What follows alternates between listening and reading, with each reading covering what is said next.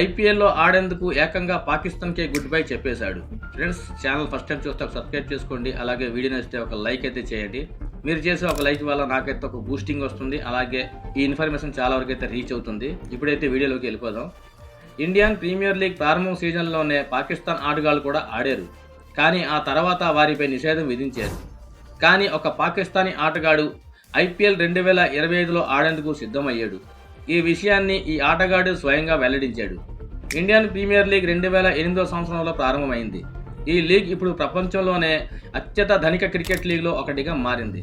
అయితే ఐపీఎల్ మొదటి సీజన్లో ఆడిన ఓ పాకిస్తాన్ ప్లేయర్ మరోసారి ఐపీఎల్ ఆడేందుకు సిద్ధమయ్యాడు.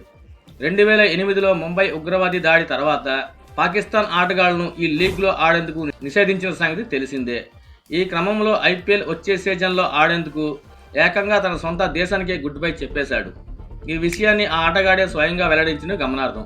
పాకిస్తాన్ మాజీ ఫాస్ట్ బౌలర్ మహమ్మద్ అమీర్ అంతర్జాతీయ క్రికెట్ నుంచి రిటైర్ అయ్యాడు. అతను ఐపీఎల్లో ఆడాలనే కోరికను వ్యక్తం చేశాడు.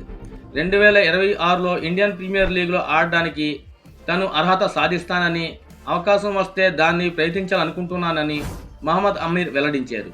నిజానికి మహమ్మద్ అమీర్ భార్య నర్గిస్ యూకే పౌరురాలు. అమీర్ కూడా యూకేలోనే నివసిస్తున్నాడు. ఇటువంటి పరిస్థితిలో అతను యూకే పౌరసత్వం కోసం దరఖాస్తు కూడా చేసుకున్నాడు. అతనికి పౌరసత్వం లభిస్తే ఐపీఎల్లో ఆడడానికి ద్వారాలు తెరుచుకుంటాయి. ఇన్ఫర్మేషన్ ఇస్తే ఒక లైక్ చేయండి. అలాగే ఛానల్ సబ్స్క్రైబ్ చేసుకోండి ఫ్రెండ్స్. Thank you.